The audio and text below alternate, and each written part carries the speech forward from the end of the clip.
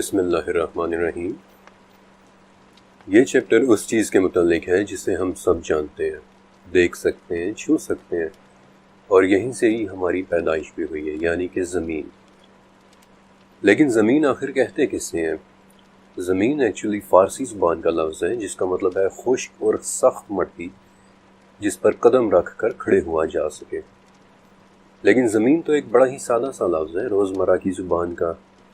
در حقیقت جس سخت زمین پر ہم رہتے ہیں یا کھڑے ہوتے ہیں، یا جو زمین ہمیں ہزاروں میل دور اپنے نیچے پھیلی ہوئی نظر آ رہی ہوتی ہے، اس کی تعریف اس سے کہیں کہیں زیادہ ہے۔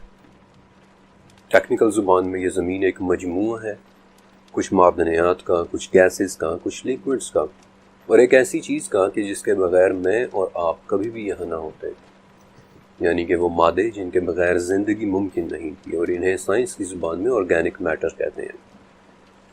لیکن آرگینک میٹر کے بارے میں تو میں آپ کو تھوڑا بعد میں بتاؤں گا۔ اس سے پہلے میں چاہتا ہوں کہ آپ زمین کے متعلق وہ باتیں جان لیں جن پر بہت کم ہی غور کیا جاتا ہے۔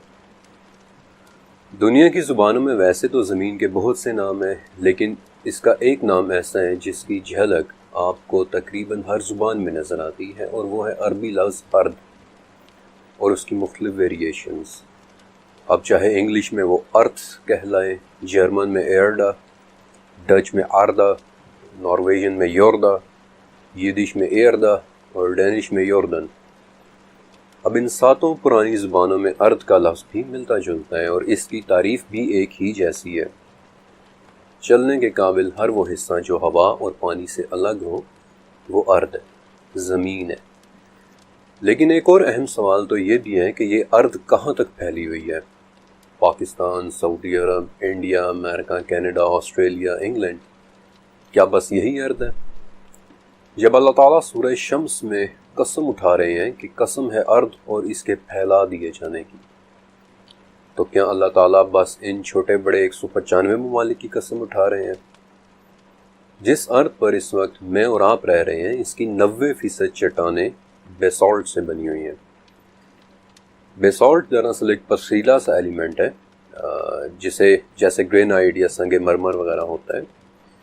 اب اگر اس ارض کی 90% چٹانیں بیسالٹ کی بنی ہوئی ہیں، تو چلیں تھوڑی دیر کے لیے مان لیتے ہیں کہ ارض بیسالٹ ہی کا دوسرا نام ہے۔ اب مجھے یقین ہے کہ آپ سب نے رات کے وقت 14ویں کا چاند بھی دیکھا ہوگا، لیکن کیا کبھی آپ نے سوچا کہ اس پر نظر آنے والے یہ کالے دھبے کیا ہیں؟ چاند کے ان کالے دھبوں کو لونر ماریا کہتے ہیں، اور یہ دھبے دراصل اسی بیسالٹ کے وسیع و عریض رقبے پر پھیلے ہوئے میدان ہیں، وہی بیسالٹ کے جو ہماری ارض میں ہے۔ اس کا مطلب تو یہ ہوا کہ ٹیکنیکلی چاند کی زمین بھی ارض ہی کہلائے گی۔ چاند کے علاوہ بھی آپ کو ایک مثال دے دیتا ہوں کہ پاکستان میں فجر اور مغرب کے وقت ایک بہت چمکدار سے ستارہ نظر آتا ہے، جو ایکچولی ایک ستارہ نہیں ہے بلکہ ایک سیارہ ہے جسے وینس کہتے ہیں۔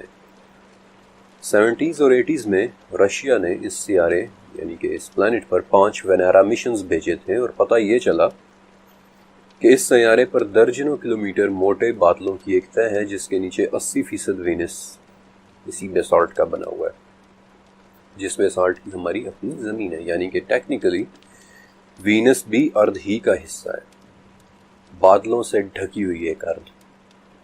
مریخ جس پر اس چیپٹر کے سنائے جانے یا لکھے جانے کے وقت 50واں مشن جا رہا ہے، وہ بھی ارض کی تعریف پر پورا اترتا ہے، بلکہ اگر ہماری اور مریخ کی ارض دیکھی جائیں تو ہمارے درمیان فرق صرف پانی اور آرگینک میٹر کا ہے۔ ہماری ارض پر یہ دونوں چیزیں موجود ہیں جبکہ مریخ پر نہیں ہے۔ آپ جوپیٹر کے متعلق بھی جانتے ہوں گے، یہ ہمارے سورج کے سسٹم کا سب سے بڑا اور ایک بہت ہی خوبصورت پلانٹ ہے، سیارہ ہے، جس پر ہر وقت طوفان چلتے رہتے ہیں۔ رات کے وقت ہمارے آسمان پر صرف ایک ہی چاند طلوع ہوتا ہے، جبکہ جوپیٹر کے آسمان پر 79 چاند طلوع ہوتے ہیں، اور سب کے سب ارض کی تاریخ پر پورے اترتے ہیں۔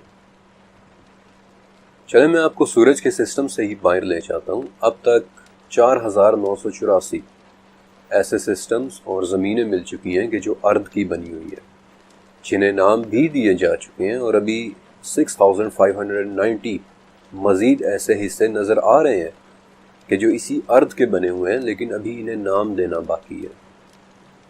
ارتھ کے ان حصوں میں سے کوئی حصہ ہم سے بہت چھوٹا ہے اور کوئی ہم سے بالکل ملتا جلتا ہے، بلکہ شاید آپ کو یاد ہوگا کہ 2014 میں کیپلر 186F کے نام سے ایک ارتھ ملی تھی، بالکل ہماری اپنی زمین جیسی، ہماری دنیا جیسی، ہماری اپنی ارتھ جیسی، لیکن ارتھ کا کوئی حصہ ہم سے ہولناک حد تک بڑا بھی ہے۔ مثلا HD 100546 ارتھ کا ایک ایسا حصہ جو تقریباً ہمارے سورج جتنا بڑا ہے۔ ارتھ کے ان دوسرے حصوں کے متعلق پہلی مرتبہ 1990 میں پتہ چلا تھا، 1990 میں، لیکن تب سے لے کر اب تک ہر 27 مہینے بعد یہ تعداد دگنی ہوتی چلی جا رہی ہے۔ خدا ہی بہتر جانتے ہیں کہ یہ ارتھ اس کائنات میں کہاں کہاں تک پھیلی ہوئی ہے۔ اب آپ کو احساس ہوا کہ ایک قسم ہے ارتھ اور اس کو پھیلا دیے جانے کی ایکچولی کتنی بڑی قسم ہے۔ جب جب ارتھ میں سے نکلنے، ارتھ میں جانے اور ارتھ کے متعلق کوئی بھی بات ہوگی، وہ ارتھ اس پوری کائنات میں کہیں بھی اور کسی بھی کونے میں موجود ہو سکتی ہے۔ یہی وہ ارتھ تھی جسے سورہ انبیاء کے مطابق آسمانوں سے علیحدہ کیا گیا تھا، جو سورہ بقرہ کے مطابق آسمانوں سے پہلے شکل میں آئی تھی، سورہ بقرہ کے مطابق اس کی تخلیق آسمانوں سے پہلے ہوئی تھی، جسے حامیم السجدہ کے مطابق 2 دن میں تخلیق کیا گیا تھا، پھر جسے والنازعات کے مطابق چاروں طرف پھیلا دیا گیا تھا، اور پھر جس میں حامیم السجدہ کے مطابق پہاڑوں کو رکھا گیا تھا، وہ پہاڑ جو ہر ارض میں موجود ہے، ارض کے ہر حصے میں موجود ہے۔ انفیکٹ مریخ کی ارض پر ہماری ارض سے کئی گنا بڑے پہاڑ موجود ہیں۔ فار ایگزامپل مریخ کی ماؤنٹ اولمپس ہماری ارض کے سب سے بڑے پہاڑ ماؤنٹ ایورسٹ سے 2 گنا زیادہ بڑی ہے۔ حامیم السجدہ کے مطابق ارض میں رہنے والوں کے لیے ان کی ارض میں برکتیں بھی رکھ دی گئی ہیں، جو ہماری ارض میں ہمارے لیے بھی موجود ہیں، اور میرا پورا یقین ہے کہ اس کائنات میں جہاں جہاں ارض پھیلی ہوئی ہے، وہاں وہاں اس میں اس کے رہنے والوں کے لیے ان کی ضرورت کے مطابق برکتیں بھی موجود ہوں گی۔ مثلا ہماری ارض میں ہمارے لیے رکھی گئی برکتوں میں سے ایک برکت وہ ہے جس سے آج ہماری روزمرہ کی زندگی اور کاروبار چل رہا ہے۔ 130,000 ملین ٹن نیچرل گیس اور 16 ٹریلین بیرل پیٹرول، 16 کھرب بیرل پیٹرول، جو اس وقت بھی ہماری ارض میں موجود ہے۔ سیٹرن کے چاند ٹائٹن کی ارض میں ان دونوں چیزوں کے تو پورے پورے سمندر رکھے ہوئے ہیں۔ ہماری ارض میں چھپے 142 ملین کیرٹ ہیرے، جن کے لیے آج بھی کانگو یعنی کہ سینٹرل افریقہ میں لڑائی چل رہی ہے۔ کینسری E55 نامی ارض میں اس قدر کاربن ہے کہ اس کی پوری سطح ہیروں کی ایک پرت سے ڈھکی ہوئی ہے، اور ارض کے کچھ حصے ایسے بھی ہیں جن پر پائی جانے والی چیزیں انفیکٹ اتنی عجیب و غریب ہیں کہ ان کے لیے سائنس کو نئے نام رکھنے پڑے تھے۔ اب اس سے ایک بات تو بڑی وضاحت کے ساتھ سامنے آ گئی کہ کم سے کم ہماری یہ چھوٹی سی زمین ہی ارض نہیں ہے، یہ زمین تو پوری کائنات میں پھیلی ہوئی ارض کا ایک چھوٹا سا حصہ ہے، اور حامیم السجدہ کے مطابق ارض کی تخلیق اور اس کے پھیلا دیے جانے کا یہ عمل پورے 4 دن میں ہوا تھا۔ اب یہ دن کس طرح کے تھے؟ کیا یہ ہمارے 24 گھنٹے والے دن تھے؟ ہم انہیں کیسے سمجھ سکتے ہیں؟ وقت کی اس عجیب و غریب حقیقت کے متعلق میں آپ کو پہلے چیپٹر کے اندر بتا چکا ہوں، لیکن اس ارض کا پھیلاؤ ہماری زمین سے لے کر کائنات کے ان گمنام کونوں تک ہے جن کے بارے میں آج تک کوئی نہیں جان پایا۔ اور سچ کہوں تو اب سمجھ آ رہا ہے کہ جتنی طاقتور تخلیق آسمان کی تھی، اتنی ہی عظیم الشان تخلیق ارض کی بھی تھی۔ ارض صرف اس دنیا یا اس زمین کی بات نہیں ہے، ارض کا پھیلاؤ تو اس کائنات میں ہر طرف ہے۔ لیکن کیوں؟ دس از دا کوسچن، کہ آخر ارض کو اتنے بڑے درجے پر کیوں پھیلایا گیا؟ اس سوال کے جواب کے لیے میں آپ کے سامنے قرآن پاک میں اس ارض اور جہاں جہاں یہ پھیلی ہوئی ہے اور اس میں رہنے والوں کے متعلق 8 آیات رکھ رہا ہوں۔ سورہ رحمان، اس ارض کو تمام جانداروں کے رہنے کے لیے پھیلا دیا گیا ہے، لیکن کون سے جاندار؟ سورہ لقمان، ارض میں طرح طرح کے جاندار رہ رہے ہیں۔ سورہ انعام، ارض کے ان جانداروں میں بالکل ہماری ہی طرح کے گروہ بھی ہیں، یعنی کہ مختلف کیٹیگریز۔ سورہ یاسین، ہماری طرح ارض میں جہاں جہاں جاندار موجود ہیں وہ بھی ہماری طرح جوڑوں ہی میں تخلیق ہوئے ہیں۔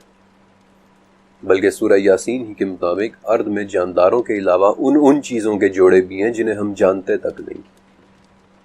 سورہ نحل ان جانداروں کے مختلف رنگ اور مختلف شکلیں ہیں۔ حامیم السجدہ ان مختلف رنگوں اور شکلوں کے جانداروں کی خوراکیں بھی انہی کی ارض میں جہاں وہ رہتے ہیں۔ یاسین اس خوراک میں بھی ہر چیز کے جوڑے ہیں، چاہے وہ اس ارض سے ہی اگی ہوئی کیوں نہ ہو۔ اور سورہ ہود کے مطابق وہ خوراکیں کہاں ہیں، وہ ان جانداروں تک کس طرح پہنچتی ہیں اور وہ کس مقام میں رکھی گئی ہیں، یہ سب دیکھنا اسی کے ذمہ ہے جس نے اس ارض کو اور اس میں رہنے والوں کو بنایا ہے، یعنی کہ اللہ رب العزت۔ سورہ شورا جانداروں کا پوری کائنات میں پھیلی اتنی بڑی ارض میں اس طرح پھیلا دیا جانا رب تعالیٰ کی نشانیوں میں سے ایک ہے۔ سورہ آل عمران ارض کے رہنے والے تمام جاندار چاہیں یا نہ چاہیں اللہ ہی کے زیر حکم ہے۔ سورہ فتح میں تو 2 مرتبہ آیا ہے کہ ہم اور ارض میں رہنے والے تمام جاندار، چاہے وہ ہماری ارض میں ہوں چاہے ارض کے کسی دور دراز کے حصے میں، وہ اللہ ہی کے لیے ہیں۔ سورہ حشر اور سورہ حدید کہ ارض میں رہنے والے سبھی اللہ کی تسبیح اور پاکی بیان کر رہے ہیں، اور سورہ اسراء کے مطابق ان جانداروں کی تسبیحات ہم سمجھ بھی نہیں سکیں گے۔ شاید اب آپ احساس کر پائیں کہ ارض کا کانسیپٹ کس قدر عظیم ہے۔ یہ صرف ہماری دنیا کی بات نہیں ہے، اللہ ہی جانتا ہے کہ یہ ارض کہاں کہاں تک پھیلی ہوئی ہے اور اس میں رہنے والے جاندار کائنات کے کس کس کونے میں موجود ہیں، اور وہ کس کس تعداد میں ہیں، کیونکہ سورہ مدثر کے مطابق اللہ کے لشکروں کو سوائے اللہ کے اور کوئی بھی نہیں جانتا۔ اور سورہ نحل کے مطابق وہ بہت سی ایسی چیزیں بھی پیدا کرتا ہے جن کا ہمیں کچھ پتہ نہیں، لیکن سورہ شورا کے مطابق اللہ جب چاہے انہیں جمع بھی کر سکتا ہے۔ اگر آپ نے اب تک غور سے سنا ہے تو اس سے زیادہ واضح اور کیا ثبوت ہوگا کہ انسان کے علاوہ بھی کئی طرح کی مخلوقات ارض میں موجود ہیں۔ فرق صرف ارض کے لفظ کو سمجھنے کا ہے۔ جو کچھ بھی میں نے ابھی آپ کو بتایا وہ سب قرآنی آیات سے ہے۔ ارض کے ہر حصے میں رہنے والے اللہ ہی کی مخلوق ہیں، چاہے وہ ارض کا یہ حصہ ہو جس میں ہم رہتے ہیں، یا پھر کائنات کے کسی دور دراز گمنام حصے میں موجود ارض پر رہنے والی کوئی مخلوق ہو جن کے بارے میں ہمیں کچھ پتہ نہیں۔ وہ سب بھی ہماری طرح خوشی یا ناخوشی، چاہتے یا نہ چاہتے اللہ ہی کے زیر حکم ہے۔ وہ تسبیح بھی کرتے ہیں لیکن ہم ان کی تسبیحات کو سمجھ نہیں سکتے، اور ہم سمجھ بھی کیسے سکتے ہیں؟ خدا جانے اس ارض میں رہنے والے جاندار کس قسم کی بولی بولتے ہیں، اور اگر اللہ چاہے تو ان مخلوقات کو جب چاہے جمع کر دے۔ اور سچ کہوں تو میری ریسرچ مجھے بتاتی ہے کہ ایسا ہونا ضرور ہے۔ ارض کی ایک ایسی ہی مخلوق نے ہمارے ساتھ ملنا ہے کہ جسے ابھی تک ہم نے دیکھا نہیں ہے، لیکن چونکہ وہ اس چیپٹر کا موضوع نہیں ہے اس لیے فی الوقت میں اس کے بارے میں زیادہ نہیں بات کر رہا۔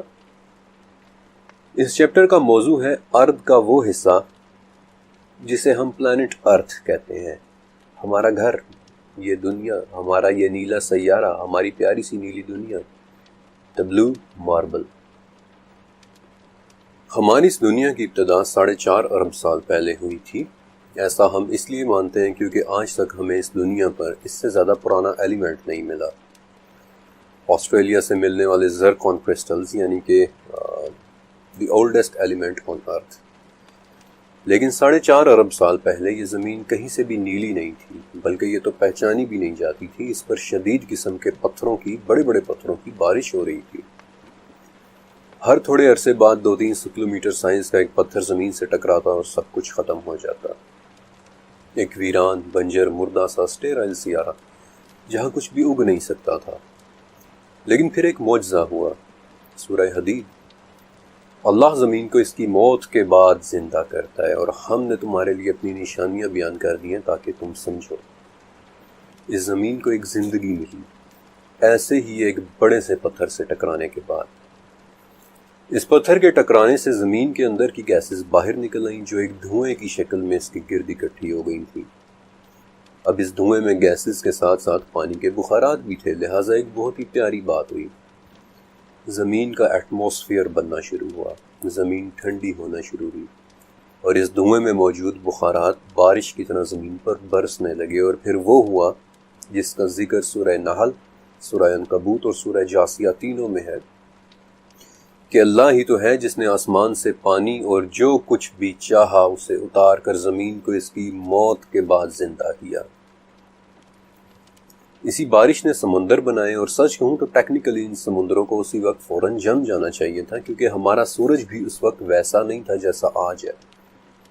وہ بھی نیا پیدا ہوا ایک ستارہ تھا جس کی روشنی اور حدت آج کے مقابلے میں 30% کم تھی، لیکن پھر بھی ہمارے سمندر جمے نہیں، اور یہ ایک معجزہ ہی تھا۔ لیکن میرے نزدیک ایسا ہونے کی وجہ سورہ نمل کی 61 آیت میں ہے کہ اللہ نے زمین کو قرار دیا، اسے سٹیبل کیا، اس نے زمین میں پانیوں کو جاری کیا، اس نے پہاڑ بنائے اور دو سمندروں کے درمیان رکاوٹ بنائی۔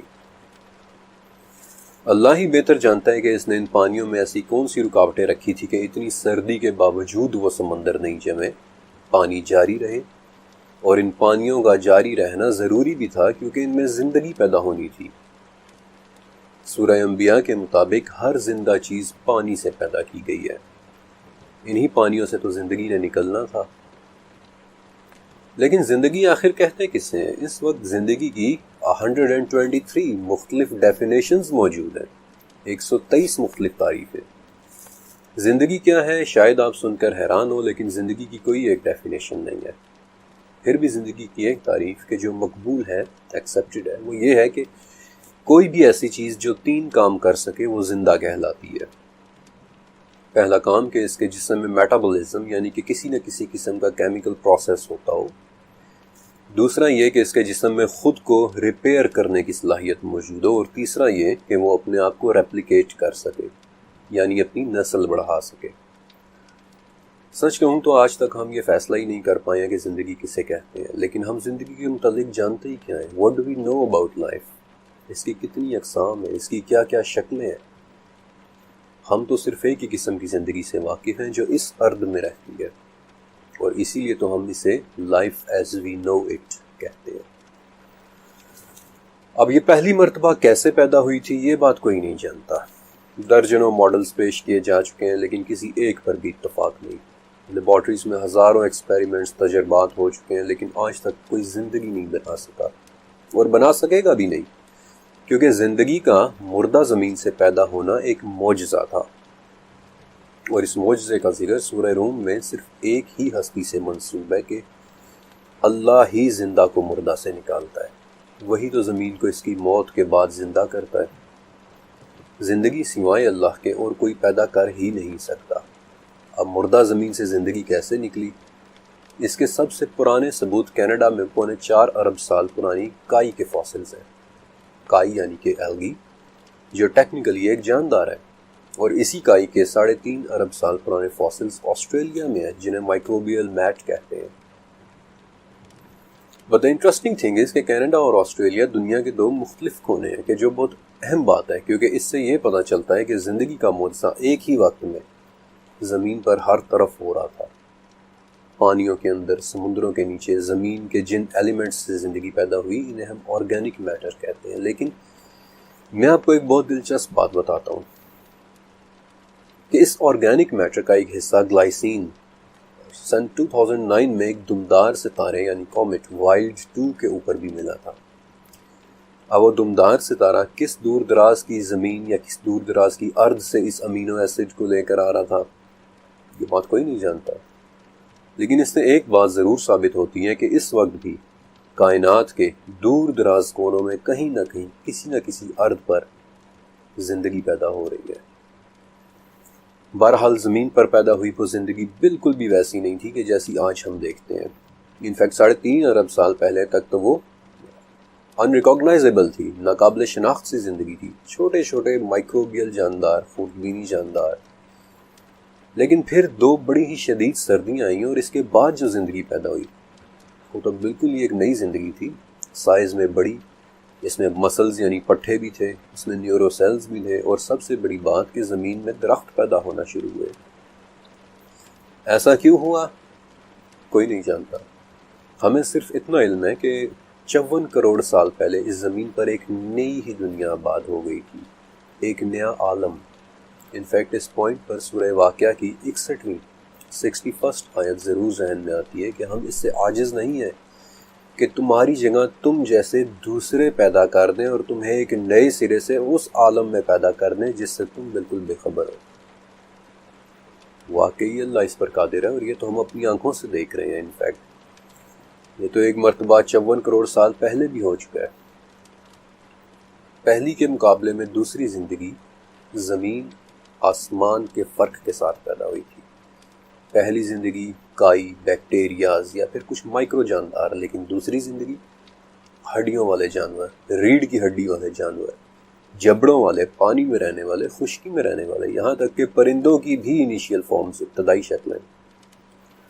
اسی وقت سب سے پہلے کیڑے بنے تھے جنہیں ہم ٹرائلوبائٹس کہتے ہیں۔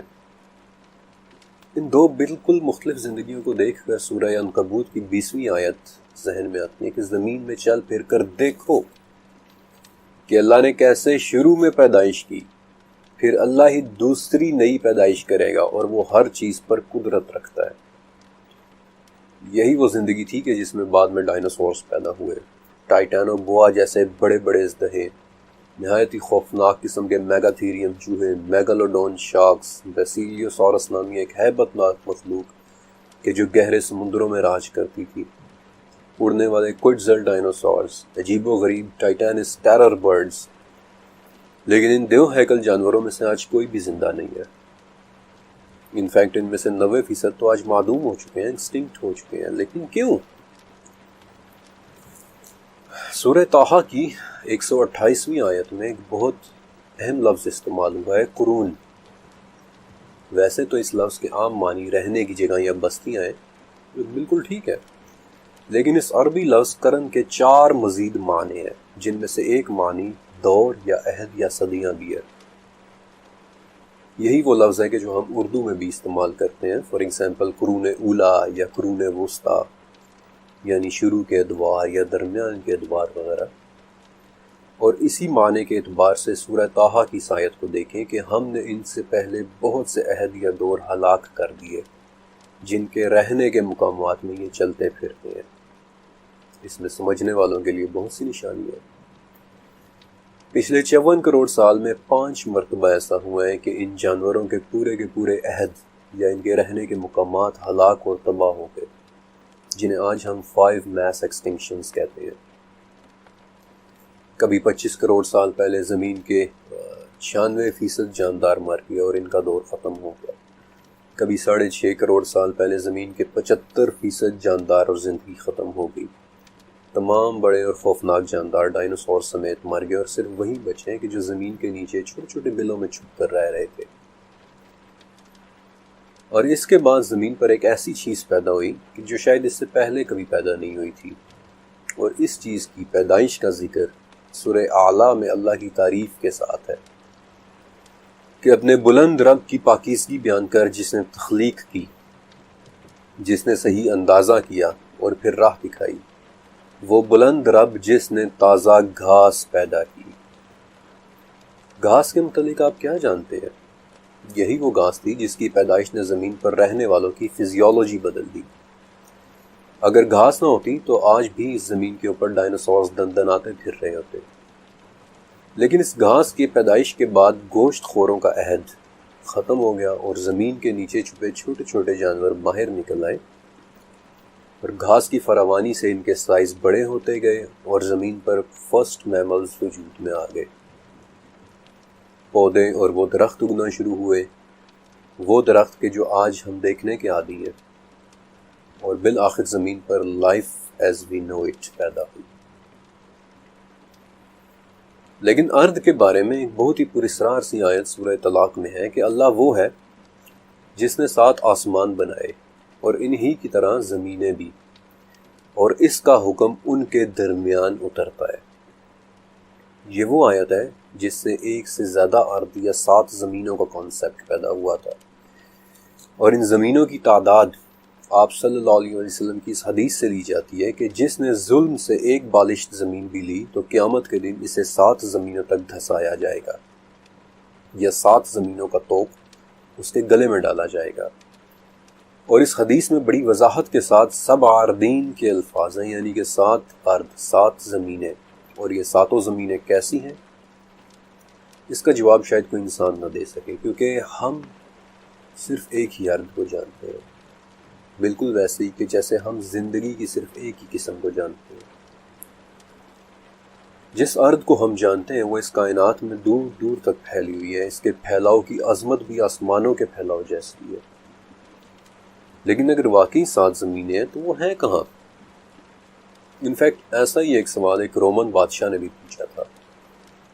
نبی کریم صلی اللہ علیہ وآلہ وسلم کے زمانے میں رومن امپائر، جو ٹیکنیکلی بیزنٹین امپائر تھی، اس کے بادشاہ کا نام ہیراکلیوس تھا، جسے عربی میں ہرکل کہتے ہیں۔ اس نے نبی صلی اللہ علیہ وآلہ وسلم کی خدمت میں اعتراض کے طور پر ایک خط لکھا تھا کہ آپ مجھے اس جنت کی طرف بلا رہے ہیں جس کی چوڑائی آسمان اور زمین کے برابر ہے، تو پھر یہ بتائیں کہ ایسے میں جہنم کہاں گئی؟ اس پر آپ صلی اللہ علیہ وآلہ وسلم نے جواب بھجوایا کہ سبحان اللہ، جب دن آتا ہے تو رات کہاں چلی جاتی ہے؟ اس جواب پر ہیراکلیوس کے دربار میں موجود یہودیوں پر خاموشی چھا گئی تھی، لیکن پھر بھی وہ اپنی ڈھٹائی میں بولے کہ ضرور آپ نے یہ بات توریت سے لی ہوگی۔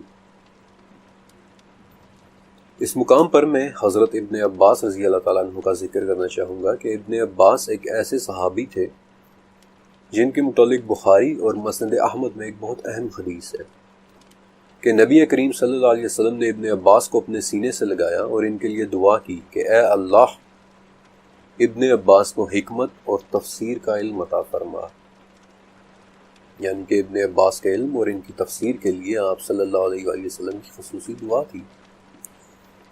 اب انہی ابن عباس سے ایک شخص نے 7 زمینوں کے متعلق پوچھا تھا، جس پر انہوں نے کہا تھا کہ اگر میں اس کی تفسیر کو تمہارے سامنے بیان کروں تو تم مانو گے ہی نہیں، اور نہ ماننے کا مطلب اسے جھوٹا جاننا ہے۔ امام بہقی کی کتاب الاسماء والصفات میں ابن عباس کا ایک قول ہے کہ 7 زمینیں، ان میں سے ہر ایک میں ایک نبی ہے کہ جس طرح سے تمہارے نبی ہیں، آدم کی طرح کے آدم ہیں، نوح کی طرح کے نوح ہیں، ابراہیم کی طرح کے ابراہیم ہیں، عیسیٰ کی طرح کے عیسیٰ ہیں۔ اور یہ بات ذہن میں رکھیے گا کہ یہ وہ صحابی تھے جن کے علم اور تفسیر کے لیے نبی کریم صلی اللہ علیہ وآلہ وسلم نے دعا کی تھی۔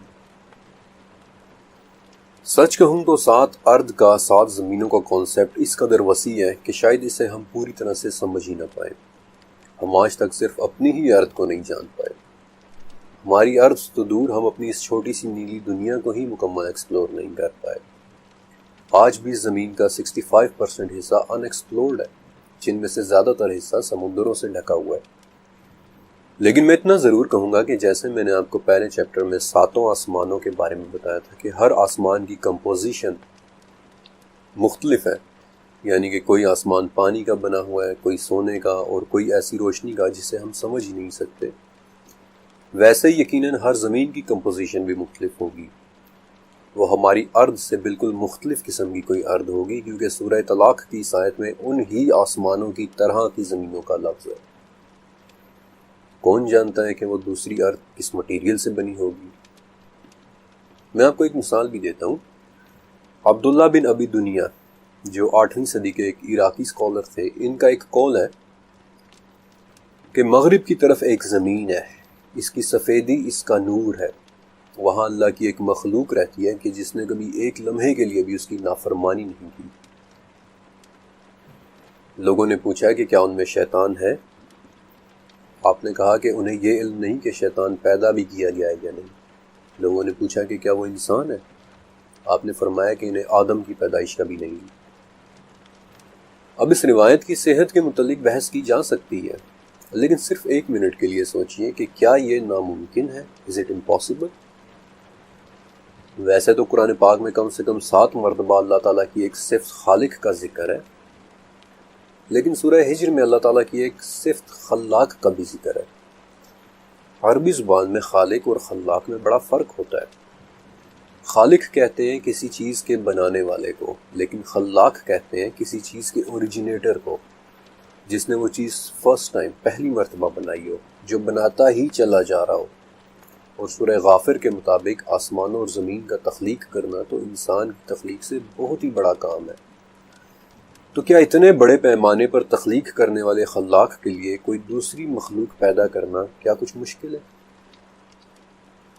اتنے عظیم الشان پیمانے پر بنے یہ 7 آسمان اور 7 زمینیں، دونوں کی اللہ تعالیٰ نے سورہ شمس میں قسمیں بھی اٹھائی ہیں، اور یہ تمام آسمان اور جو کچھ ان کے درمیان ہے وہ اللہ کی کرسی کے مقابلے میں ایسے ہیں کہ جیسے صحرا میں پڑی ہوئی کوئی انگوٹھی، اور کرسی عرش کے مقابلے میں ایسے ہیں کہ جیسے صحرا میں پڑی کوئی انگوٹھی۔ یہ پیمانے اس قدر عظیم ہیں کہ نہ میں آپ کو سمجھا سکتا ہوں اور نہ ہی آپ سمجھ سکتے ہیں، لیکن انہیں تصور کر کے ایک لفظ کا مطلب ضرور سمجھ میں آ جاتا ہے، اللہ اکبر، اللہ بہت بڑا ہے۔